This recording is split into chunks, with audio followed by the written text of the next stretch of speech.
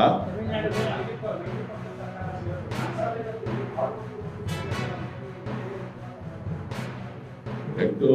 ಅವರ ಅಭಿಪ್ರಾಯ ನನಗೇನು ಗೊತ್ತಾಗುತ್ತೆ.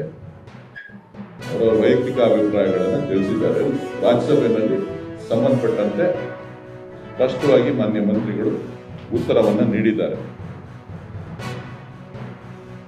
ಕರ್ನಾಟಕದವರು ಸುಪ್ರೀಂ ಕೋರ್ಟ್ ಆದೇಶದ ಪ್ರಕಾರ ಮೇಕೆದಾಟನ್ನು ಕಟ್ಟಬಹುದು. ಅದಕ್ಕೋಸ್ಕರನೇ ಮಾನ್ಯ ಮುಖ್ಯಮಂತ್ರಿಗಳು, ನೀರಾವರಿ ಸಚಿವರು ಆಗಿಂದಾಗೆ ನಮ್ಗೆ ಅವಕಾಶ ಕೊಡಿ ಅಂತೇಳಿ ಕೇಂದ್ರದ ಮುಂದೆ ಒತ್ತಡವನ್ನು ಹಾಕ್ತಾ ಇರ್ತಕ್ಕಂಥದ್ದು.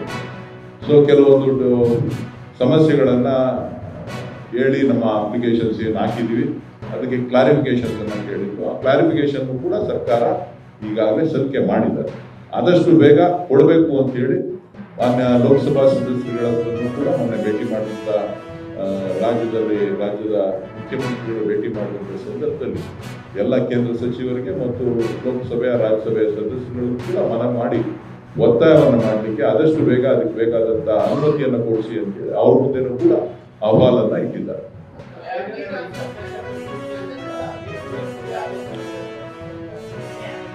ಲೀಗಲ್ ಎಕ್ಸ್ಪರ್ಟ್ಸ್ ಜೊತೆ ಮಾತಾಡಿ ಮುಖ್ಯಮಂತ್ರಿಗಳು, ಸರ್ಕಾರ, ನೀರಾವರಿ ಸಚಿವರು ತೀರ್ಮಾನ ಮಾಡಿದ್ದಾರೆ.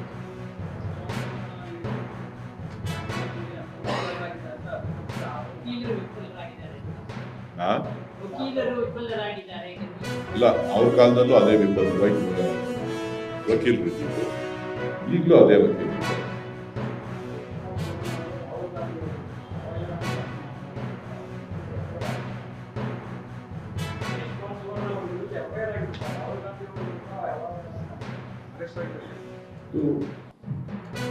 ಇನ್ನೊಬ್ಬರನ್ನ ಕೀಳಾಗಿ ಮಾತಾಡಿದಾಗ ಅದು ನಡೀತಕ್ಕಂಥ ಪ್ರಕ್ರಿಯೆ ಕಾನೂನಿನಲ್ಲಿ ಮಾಡತಕ್ಕಂಥದ್ದು.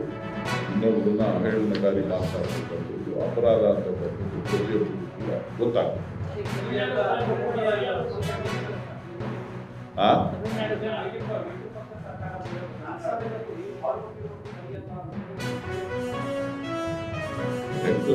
ಅವರ ಅಭಿಪ್ರಾಯ ನನಗೇನು ಗೊತ್ತಾಗುತ್ತೆ. ಅವರ ವೈಯಕ್ತಿಕ ಅಭಿಪ್ರಾಯಗಳನ್ನು ತಿಳಿಸಿದ್ದಾರೆ. ರಾಜ್ಯಸಭೆಯಲ್ಲಿ ಸಂಬಂಧಪಟ್ಟಂತೆ ಸ್ಪಷ್ಟವಾಗಿ ಮಾನ್ಯ ಮಂತ್ರಿಗಳು ಉತ್ತರವನ್ನು ನೀಡಿದ್ದಾರೆ. ಕರ್ನಾಟಕದವರು ಸುಪ್ರೀಂ ಕೋರ್ಟ್ ಆದೇಶದ ಪ್ರಕಾರ ಮೇಕೆದಾಟನ್ನು ಕಟ್ಟಬಹುದು.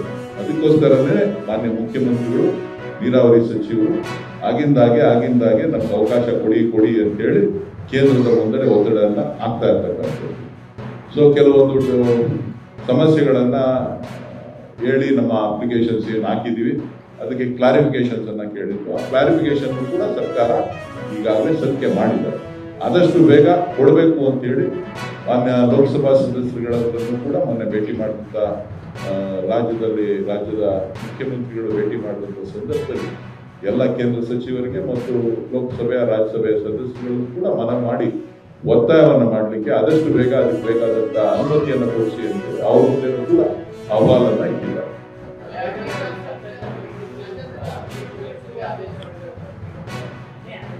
ಲೀಗಲ್ ಎಕ್ಸ್ಪರ್ಟ್ಸ್ ಜೊತೆ ಮಾತಾಡಿ ಮುಖ್ಯಮಂತ್ರಿಗಳು, ಸರ್ಕಾರ, ನೀರಾವರಿ ಸಚಿವರು ತೀರ್ಮಾನ ಮಾಡಿದ್ದಾರೆ.